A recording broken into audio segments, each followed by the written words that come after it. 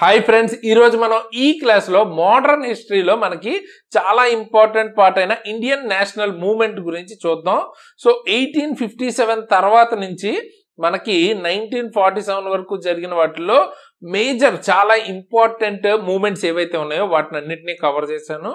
So మనం మొత్తం detail హిస్టరీని ఒక క్లాస్లో చెప్పే అంత చిన్నది కాదు అండ్ అంత టైం కూడా లేదు మనకి ఎగ్జామ్కి.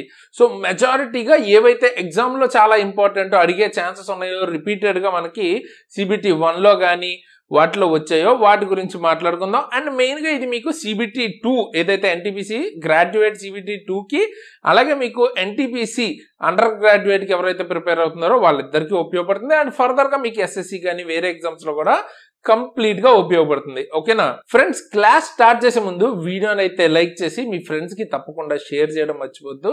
సో దట్ ఎక్కువ వ్యూస్ అండ్ లైక్స్ ఉంటాయి, ఇంకా మంచిగా మనం ఇటువంటి క్లాసెస్ ని ఎక్కువగా తీసుకురావడానికి నాకు మోటివేషన్ ఉంటుంది అనమాట. ఓకే, ఇండియన్ నేషనల్ మూవ్మెంట్ గురించి మాట్లాడుకునేటప్పుడు మనకి మెయిన్ గా ఇండియన్ నేషనల్ కాంగ్రెస్ గురించి కూడా మనం చాలా వరకు మాట్లాడుకోవాల్సి వస్తుంది.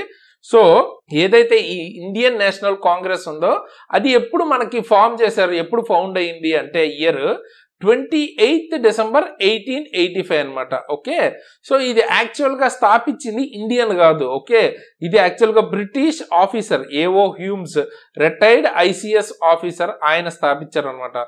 సో మొదట్లో ఇది మనకి బ్రిటిషర్సే స్థాపించినప్పటికీ కూడా తర్వాత లేటర్ ఆన్ మనకి వాళ్ళకే కొంచెం ఇబ్బందికరంగా తయారైంది అనమాట. సో ఇది అసలు యాక్చువల్గా ఫస్ట్ మనకి ఈ సెషన్ అన్నది పూణేలో జరగాల్సి ఉంది. అయితే ప్లేగ్ వ్యాధి అని వినుంటారు కదా, ఆ వ్యాధి అక్కడ ఎక్కువ ఉంది అన్న దాని వల్ల మనకి బాంబేలో అయితే ఫస్ట్ కండక్ట్ చేశారు. Gokul Das Tejpal Sanskrit college. Okay, so ఇక్కడ మీరు చూడొచ్చు మనం తెలుగు ఇంగ్లీష్ రెండు ఇచ్చేసాం ఎవరైనా కంఫర్టబుల్ గా చదువుకోవడానికి. ఓకే, ఈ PDF కూడా మీకు ఫ్రీగా దొరుకుతుంది. కింద డిస్క్రిప్షన్ లో ఇచ్చిన మన app link exam tricks app link ని డౌన్లోడ్ చేసుకుని అక్కడ NTPC స్పెషల్ లేదా GK స్పెషల్ అని మీకు కోర్స్ అయితే కనిపిస్తుంది. ఫ్రీగా మీరు అందులో జాయిన్ అయిపోవచ్చు. సో ఫ్రీగా ఆ కోర్స్ యాక్సెస్ చేసి అందులో మీరు ఈ PDFs ఉంటాయి డౌన్లోడ్ చేసుకుని తప్పకుండా చదువుకోండి. అండ్ ఇదే కాకుండా మీకు వేరే టాపిక్స్ కూడా మనం కవర్ చేసుకున్నాం కదా, ఫ్రీ PDFs అన్ని అక్కడ అవైలబుల్ గా ఉంటాయి. GKకి సంబంధించి ఒకసారి చెక్ చేయండి. ఓకే, నెక్స్ట్ ఫస్ట్ ప్రెసిడెంట్ ఈ ఇండియన్ నేషనల్ కాంగ్రెస్ కి సంబంధించిన ఫస్ట్ ప్రెసిడెంట్ ఎవరు అని అడిగితే మీకు WC బెనర్జీ. ఓకేనా, ఉమేష్ చంద్ర బెనర్జీ. అయితే నేను మిమ్మల్ని ఒక క్వశ్చన్ అడుగుతాను, ఈ ఇండియన్ నేషనల్ కాంగ్రెస్ కి సంబంధించిన ఫస్ట్ ముస్లిం ప్రెసిడెంట్ అలాగే ఫస్ట్ ఉమెన్ ప్రెసిడెంట్ ఎవరు అన్నది కింద అయితే కామెంట్ చేయండి. సో ఓవరాల్ గా మనకి ఇలా చదివితే ఒక క్లాస్ రూమ్ లో లాగా బాగా అర్థం అవుతుంది. సో తప్పకుండా కామెంట్ అయితే చేయండి. ఒకవేళ తెలియకపోయినా మీరు గూగుల్లో చూసి మరి కామెంట్ అయితే చేయండి తెలుసుకుని. Okay, next first session held in Bombay with 72 delegates అయితే వచ్చారనమాట. ఓకేనా, ప్రతినిధులు 72 ప్రతినిధులతో ఇది ఫస్ట్ అయితే మనకి జరిగింది.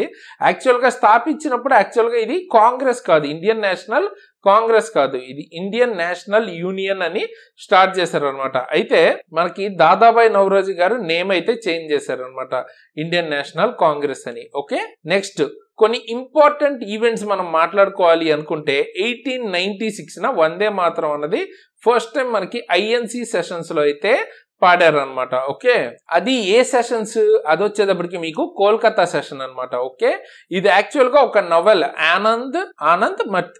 ఓకేనా, ఈ నవల్లోంచి తీసుకున్నారనమాట వందే మాతరం అన్నది. రాసింది ఎవరు? బంకిం చంద్ర చటర్జీ. ఓకేనా, బంకిం చంద్ర చటర్జీ గారు రాశారు. అండ్ లేటర్ ఆన్ మనకి స్వదేశీ మూవ్మెంట్ వచ్చేటప్పటికి ఇది ఒక ఇన్స్పిరేషన్ లా మారిపోయింది అనమాట, ఒక పేట్రియాటిజం కి ఇన్స్పిరేషన్ లాగా మారింది. ఓకే, నెక్స్ట్ 1911 లో మనకి జనగణమన ఫస్ట్ అయితే పాడారు. అండ్ మీకు తెలుసు కదా జనగణమన రాసింది ఎవరో? రవీంద్రనాథ్ ఠాగూర్ అనమాట. అయితే నేను ఇంకొక క్వశ్చన్ అడుగుతాను. ఇప్పుడు మనకి జనగణమన నేషనల్ యాంథమ్ కింద చేసిన ఇయర్ ఏంటి అన్నది కింద అయితే కామెంట్ చేయండి. నెక్స్ట్ మనకి 1929 లాహోర్ సెషన్ అయితే జరిగింది. పూర్ణ స్వరాజ్ అన్నది మనకి ఈ సెషన్ లోనే ఫస్ట్ టైం దానికి సంబంధించిన డిక్లరేషన్ అన్నది చేశారు. అసలు పూర్ణ స్వరాజ్ అంటే ఏంటి? కంప్లీట్ ఇండిపెండెన్స్ అన్నట్టు అన్నమాట. కంప్లీట్ ఇండిపెండెన్స్, అందుకే పూర్ణ స్వరాజ్. అలాగే 26 జనవరి 1930 వచ్చేటప్పటికి మనకి ఫస్ట్ ఇండిపెండెన్స్ డేగా డిక్లేర్ చేశారు. నెక్స్ట్ ఇప్పుడు డీపర్ గా ఏ టైంలో ఏం ఈవెంట్స్ జరిగాయి అన్న దాని గురించి మాట్లాడుకుందాం. సో 1905 లో మనకి బెంగాల్ పార్టీషన్ అన్నది అండ్ దాని తర్వాత మనకి స్వదేశీ మూవ్మెంట్ అన్నది స్టార్ట్ అయింది అనమాట. సో 1905 జూలై 20th మనకి పార్టీషన్ కి సంబంధించిన డెసిషన్ అయితే తీసుకున్నారు.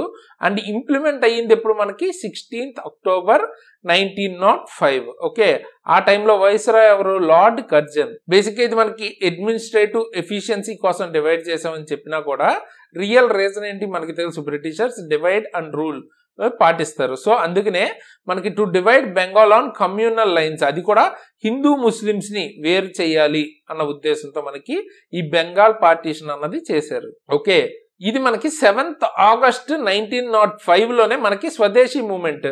మీరు ఇక్కడ చూడొచ్చు డేట్ ఎప్పుడు చెప్పారు, ఇది జూలై 20th చెప్తే మనకి 7th ఆగస్ట్కి స్వదేశీ మూవ్మెంట్ అని బిగిన్ అయింది అనమాట. ఎక్కడ ప్లేస్ అంటే టౌన్ హాల్ కలకత్తాలో అయితే బిగిన్ అయింది. ఆ టైంలో కోల్కతాని కలకత్తా అనేవారు. ఓకేనా. సో ఆ టైంలో ఈ బాయ్కాట్ రెజల్యూషన్ అన్నది ప్రపోజ్ చేసింది ఎవరు అంటే కృష్ణ కుమార్ మిత్రా అనమాట. ఓకేనా. అండ్ దీని లీడర్షిప్, ఈ స్వదేశీ మూవ్మెంట్ రకరకాల ప్లేసెస్ లో రకరకాల వాళ్ళు లీడర్షిప్ చేశారనమాట, నాయకత్వం వహించారు. సో బాలగంగాధర్ తిలక్ వచ్చేటప్పటికి ముంబై, పూణే ఆ ఏరియాస్ లో అయితే చేశారు. లాలా లజపతి రాయ్ వచ్చేటప్పటికి పంజాబ్ అండ్ ఉత్తరప్రదేశ్, అలాగే హైదర్ రజా గారు ఢిల్లీ, అలాగే చిదంబరం పిల్లై మద్రాసు. ఓకే, వీళ్ళు మనకి లీడర్షిప్ వేరు వేరు ప్లేసెస్ లో అయితే చేశారు. అయితే ఈ 16th అక్టోబర్ 1905 నే డే ఆఫ్ మార్నింగ్ అని కూడా అంటుంటారు అనమాట. సో శోక దినం అన్నట్టు అనమాట దీని అర్థం. ఈ స్వదేశీ మూవ్మెంట్ అసలు ఏంటి అంటే boycott of British goods, British goods ని వాడకూడదని, అలాగే ఇండియన్ మేడ్ గూడ్స్ ని ప్రమోట్ చేయాలన్న దాంతో ఇక్కడ మనకి స్వదేశీ మూవ్మెంట్ అయితే స్టార్ట్ అయింది. ఇక్కడ మనకి చాలా ఇంపార్టెంట్ విషయం ఏంటంటే బెంగాలీ రైటర్ రవీంద్రనాథ్ ఠాగూర్, మీకు తెలుసు కదా, మనకి నేషనల్ యాంథమ్ ఎవరైతే రాశారో ఆయన అమర్ షోనార్ బాంగ్లా అనే ఒక సాంగ్, మూవింగ్ ప్యాట్రియాటిక్ సాంగ్ అన్నది అపోజింగ్ ద పార్టీషన్, ఏదైతే పార్టీషన్ చేశారో బెంగాల్ ని విడదీశారో దానికి వ్యతిరేకంగా ఈ అమర్ షోనా బాంగ్లా అనే ఒక సాంగ్ అయితే కంపోజ్ చేశారనమాట. అయితే ఇందులో స్పెషాలిటీ ఏంటంటే ఇది లేటర్ మనకి బంగ్లాదేశ్ యొక్క నేషనల్ యాంథమ్ అయిందనమాట. Okay, so Indian national anthem అలాగే మనకి బంగ్లాదేశ్ నేషనల్ యాంథమ్ రెండు కూడా రాసింది ఒక ఆయనే, రవీంద్రనాథ్ ఠాగూర్. నెక్స్ట్ యాక్చువల్ గా బెంగాల్ ని ఎలా విడదీశారు, ఈస్ట్ బెంగాల్ అండ్ అస్సాం నేమో ముస్లిం మెజారిటీ కింద తీసుకుని ఈస్ట్ బెంగాల్ కింద విడదీశారు అనమాట. క్యాపిటల్ వచ్చేటప్పటికి ఢాకా. అలాగే మనకి వెస్ట్ బెంగాల్, తర్వాత బీహార్ అండ్ ఒడిస్సాలో హిందూ మెజారిటీ పార్ట్ ని క్యాపిటల్ కలకత్తాతో ఒక పార్ట్ కింద డివైడ్ చేశారు అనమాట. ఓకే, లేటర్ దీని తర్వాత 1906 లో మనకి ఆల్ ఇండియా ముస్లిం లీగ్ ఫామ్ అయిందనమాట. ఓకేనా. సో ఇది ఎగ్జాక్ట్ డేట్ వచ్చేటప్పటికి 30th డిసెంబర్ 1906. ఇవన్నీ కూడా బిట్లు అడిగే ఛాన్స్ ఉంది. సో ఫోకస్డ్ గా వినండి, చివరి వరకు ఫోకస్డ్ గా విని ఇవన్నీ క్రొనలాజికల్ గా అర్థం చేసుకోండి. సో దట్ గుర్తుంటుంది త్వరగా, అంటే దీని తర్వాత ఇది జరిగింది అనే ఐడియా ఉంటుంది. ఓకే, ఫౌండర్స్ వచ్చేటప్పటికి ఆగా ఖాన్ అండ్ నవాబ్ సలీముల్లా. ఇక్కడ మీరు అర్థం చేసుకుంటే జిన్నా వర్డ్ లేదు చూసారా మీకు, ఈ ఫౌండర్స్ లో జిన్నా లేరు. ఓకేనా. సో ఆయన పాకిస్తాన్ కి సంబంధించిన ఫాదర్ ఆఫ్ ద నేషన్ అంటారు కదా. సో కానీ ఈ ఆల్ ఇండియా ముస్లిం లీగ్ లో ఆయన ఫౌండర్ కాదు, అండ్ ఫస్ట్ ప్రెసిడెంట్ కూడా ఆయన కాదు, ఆగా ఖాన్. ఎందుకు చెప్తున్నానంటే ఆప్షన్స్ లో ఇచ్చిన వెంటనే జిన్నా పెట్టేస్తారు ఎక్కువ మంది, కానీ జిన్నా కాదు. అండ్ ఈ పార్టీ మెయిన్ ఉద్దేశం ఏంటి, సెపరేట్ ఎలక్టోరేట్ డిమాండ్ చేసేవారు అన్నమాట ముస్లిమ్స్ కి. ఓకేనా. సో వీళ్ళకి సంబంధించిన ఇంపార్టెంట్ సెషన్స్ అడిగేవి స్టార్టింగ్ వే అనమాట. 1906 ఢాకా, 1907 కరాచీ, 1908 అమృత్సర్. ఓకే, అండ్ ఈ పార్టీలో మనకి జిన్నా ఎప్పుడు జాయిన్ అయ్యారు, 1913th జాయిన్ అయ్యారు. ఓకేనా. నెక్స్ట్ దాని తర్వాత మనకి సూరత్ సెషన్ అన్నది ఒకటి జరిగింది. సూరత్ సెషన్ అంటే ఏం లేదు, ఇండియన్ నేషనల్ కాంగ్రెస్ సూరత్ లో పెట్టిన సెషన్ అనమాట. సో 1907 లో ఆ సెషన్ లో ఏమైందంటే ఐఎన్సి అన్నది మోడరేట్స్ అండ్ ఎక్స్ట్రీమిస్ట్స్ గా విడిపోయింది అనమాట. అంటే రెండు ఐడియాలజీస్ కింద విడిపోయారు. పీస్ఫుల్ గా చెప్తుంటే వినట్లేదు అని కొంతమంది ఎక్స్ట్రీమ్ పద్ధతులను పాటిస్తేనే మనకి స్వతంత్రం వస్తుందని నమ్మే వాళ్ళందరూ ఎక్స్ట్రీమిస్ట్స్ అయిపోయారు. అండ్ తర్వాత మోడరేట్స్ లేదు మనం పీస్ఫుల్ గా కూడా స్వాతంత్రం సాధించవచ్చు, మనం మన ప్రొటెస్ట్లు చేయొచ్చు అని నమ్మేవాళ్ళు మోడరేట్స్. సో అలా విడిపోయారు అనమాట. అయితే ఇది మనకి ఎక్కడ సూరత్ లో జరిగింది. సూరత్ ఎక్కడ ఉంది? తప్తి రివర్ దగ్గరలో అయితే ఉంది. అండ్ దీనికి సంబంధించిన ప్రెసిడెంట్ అప్పుడు ఆ టైంలో ఐఎన్సీ ప్రెసిడెంట్ ఎవరు ఈ సెషన్ కి? రాజ్ బిహారీ ఘోష్ అనమాట. రాజ్ బిహారీ ఘోష్. అండ్ ఆ విడిపోయిన పేర్లు కూడా ఈజీ మీకు. ఎక్స్ట్రీమిస్ట్ లో ఫేమస్ ఎవరు? లాలా లజపత్ రాయ్, బాల్ గంగాధర్ తిలక్, బిపిన్ చంద్రపాల్. అందుకే దాన్ని మనకి లాల్ బాల్ పాల్ అంటారు. ఓకేనా? సో అలా గుర్తు పెట్టుకోవచ్చు. లాల్ అంటే లాలా లజపత్ రాయ్, బాల్ అంటే బాల్ గంగాధర్ తిలక్, పాల్ అంటే బిపిన్ చంద్రపాల్ అండ్ అరవిందో ఘోష్. ఇంకా కూడా ఉన్నారు, మీరు గుర్తుపెట్టుకోండి. మెయిన్ ఇంపార్టెంట్ అయితే వీళ్ళు.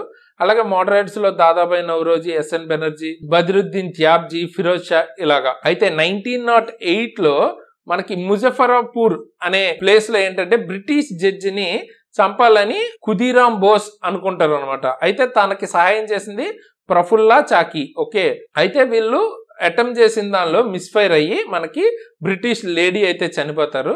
సో దానికి మనకి ఈయన ఖుదీరామ్ బోస్ గారిని 18 years హ్యాంగ్ చేస్తారు అనమాట, ఉరి తీస్తారు. ఓకేనా? సో అది. అండ్ ప్రఫుల్లా గారు ఏంటంటే సూసైడ్ చేసుకుంటారు అరెస్ట్ అవ్వకూడదని. నెక్స్ట్ దాని తర్వాత 1909 లో మనకి మార్లే మింటో రిఫార్మ్స్ అయితే వస్తాయి. ఇక్కడ మనకి సెక్రటరీ, ఆ టైంలో ఉన్న సెక్రటరీ పేరు మార్లే అండ్ వైస్రాయ్ మింటో. అందుకే మార్లే మింటో కలిపి తీసుకొచ్చారు కాబట్టి Minto Morley reforms or Morley Minto reforms అంటారు. ఆ టైంలో ఇండియన్ కౌన్సిల్ యాక్ట్ 1909 అని తీసుకొచ్చారు ఒక చట్టం. సో అందులో మనకి సెపరేట్ ఎలక్టోరేట్ ఫర్ ముస్లిమ్స్ అన్నది ఇంట్రడ్యూస్ చేస్తారు ఫస్ట్ టైం. సో అంటే ఏంటి డీటెయిల్డ్ గా మనం దీని గురించి ఫర్దర్ గా ఎప్పుడన్నా మాట్లాడుకుందాం హిస్టరీకి సంబంధించిన క్లాసెస్ చేసుకున్నప్పుడు. ఓకే, బట్ ఇవి ఈ ఆర్డర్ లో ఇంపార్టెంట్ అనమాట. ఆప్షన్స్ మనకి ఎగ్జామ్ లో ఇంపార్టెంట్ గి అడిగినప్పుడు కనీసం తక్కువ టైంలో చదివి పెట్టగలిగేవి ఇవి. ఓకే, నెక్స్ట్ ఢిల్లీ దర్బార్ అని 1911 లో అయితే జరుగుతుంది అనమాట. ఆ టైంలో లార్డ్ హార్డింజ్ II వైస్రాయ్ గా ఉండేవారు. అలాగే ఆ టైంలో కింగ్ వచ్చేటప్పటికి జార్జ్ V అనమాట, ఏది బ్రిటిష్ కింగ్. ఓకే, ఆ టైంలో మెయిన్ గా తీసుకున్న ఈ ఢిల్లీ దర్బార్లో తీసుకున్న మెయిన్ డెసిషన్స్ ఏంటి? బెంగాల్ పార్టీషన్ ఏదైతే ఇంతకు ముందు చేశారో దాన్ని క్యాన్సిల్ చేశారు. అలాగే capital shifted from Calcutta to ఢిల్లీకి అయితే తీసుకెళ్లిపోయారు, క్యాపిటల్ ని మార్చారు. ఓకే, ఢిల్లీ క్యాపిటల్ గా ఎప్పుడు డేట్ ఎగ్జాక్ట్ గా అంటే స్టార్ట్ మనకి 1st April 1912 మనకి ఢిల్లీ అన్నది అఫీషియల్ గా క్యాపిటల్ అయింది. అండ్ బీహార్ అన్నది బెంగాల్ నుంచి సెపరేట్ చేశారు 1912 లో. అందులోనే మనకి ఒడిశా, జార్ఖండ్ కూడా కలిపి ఉండేది బీహార్ లో అప్పుడు. ఓకే, నెక్స్ట్ 1913 లో మనకి గద్దార్ మూవ్మెంట్ అంటే గద్దార్ పార్టీ అయితే స్టార్ట్ చేశారు. ఎవరు? లాలా హర్దయాల్. ఓకేనా? 1st November 1913 ఎక్కడ అంటే అమెరికాలో శాన్ ఫ్రాన్సిస్కోలో అయితే స్టార్ట్ చేశారు. First president Sohan Singh Bakna. ఓకేనా? వీళ్ళ మెయిన్ ఉద్దేశం ఏంటి? టు ఓవర్త్రో బ్రిటిష్ రూల్, అంటే బ్రిటిష్ రూల్ ని ఉండకుండా చెయ్యాలి అని, బ్రిటిష్ పాలనని. ఓకే, నెక్స్ట్ 1916 లో మనకి లక్నో ప్యాక్ట్ జరిగింది అనమాట. లక్నో ప్యాక్ట్ అంటే కాంగ్రెస్ సెషన్స్ అన్నవి లక్నోలో జరిగినాయి ఆ టైంలో ప్రెసిడెంట్ ఎవరు? అంబికా చరణ్ ముజుమ్దార్.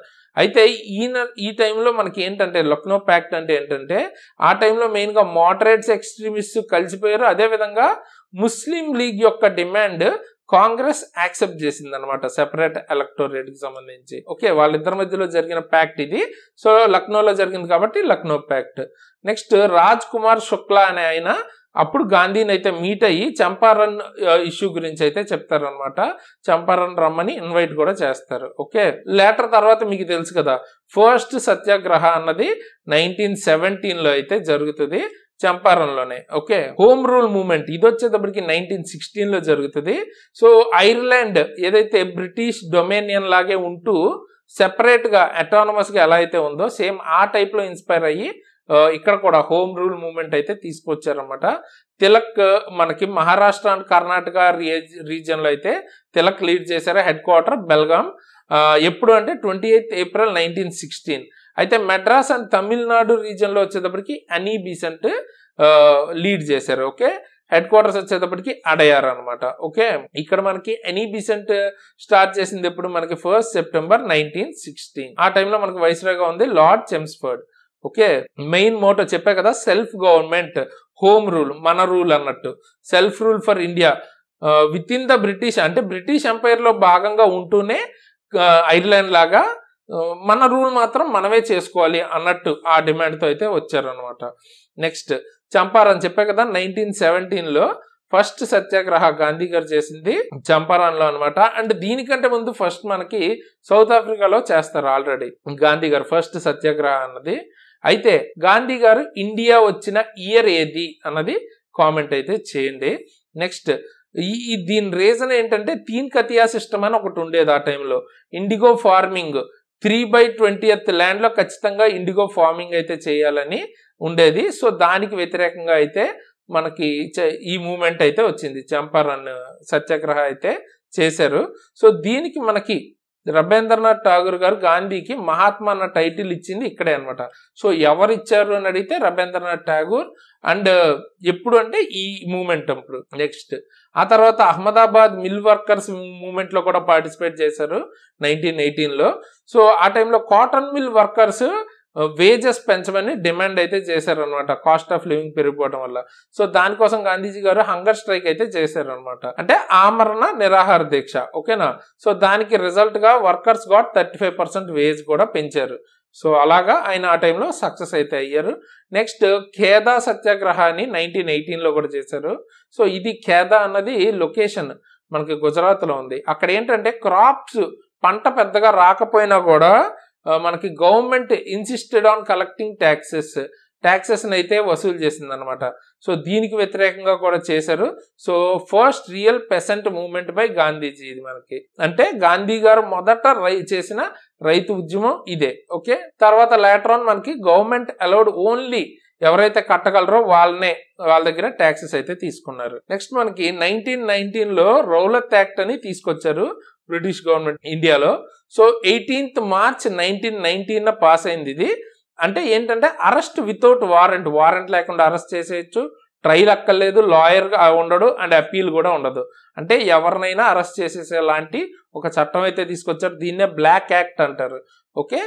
దాని వల్ల గాంధీజీ గారు నేషనల్ వైడ్ హర్తాల్ అన్నది స్టార్ట్ చేశారనమాట 6th April 1919. దీనికి మనకి లీడర్స్ గా సైఫుద్దీన్ కిచ్లు అండ్ సత్యపాల్ అయితే ఉండేవారు అనమాట వాళ్ళ ఏరియాస్ లో. And arrested on 10th April అయితే వాళ్ళని అరెస్ట్ చేశారు ఈ దీనికి వ్యతిరేకంగా మాట్లాడుతున్నందుకు. అయితే వాళ్ళ అరెస్ట్ వ్యతిరేకిస్తూ మనకి జలియన్ వాలా బాగ్ అనే ప్లేస్ లో ఏంటంటే 13th April 1919 పీస్ఫుల్ గా ప్రొటెస్ట్ అయితే చేశారనమాట. అమృత్సర్ లో ఉంది ఇది. సో రౌలత్ యాక్ట్ కి అరెస్ట్లకి వ్యతిరేకంగా చేశారు. ఆ టైంలోనే మనకి జనరల్ డయర్ అని అక్కడ ఉండేవాళ్ళు అనమాట అతను ఫైరింగ్ కి ఆర్డర్ చేశాడు ఆ పీస్ఫుల్ క్రౌడ్ మీద. హండ్రెడ్స్ ఆఫ్ పీపుల్ అక్కడైతే చనిపోవడం జరిగింది, హండ్రెడ్స్ అండ్ థౌజండ్స్ అయితే ఇంజూర్డ్ అయితే అయ్యారనమాట. అండ్ దీనికి వ్యతిరేకంగా మనకి ఠాగూర్ గారు తనకు వచ్చిన బిరుదు బ్రిటిష్ గవర్నమెంట్ నుంచి నైట్హుడ్ ని రిటర్న్ ఇచ్చేశారు. అలాగే గాంధీ గారు కైజర్ ఏ హింద్ ఏదైతే ఇచ్చారో బిరుదు దాన్ని మనకి రిటర్న్ ఇచ్చేసారు టైటిల్ ని. అలాగే రాయ్ బహదూర్ అని టైటిల్ మనకి జామ్నా లాల్ బజాజ్ ఆయన తిరిగి ఇచ్చేసారు అనమాట. ఓకే. అండ్ లేటర్ దీని మీద మనకి వ్యతిరేకత ఎక్కువ అయ్యే కొద్దీ మనకి హంటర్ కమిషన్ అని ఇన్వెస్టిగేషన్ కోసం అసలు ఏమైంది ఏంటని ఒకటైతే వేశారు అనమాట.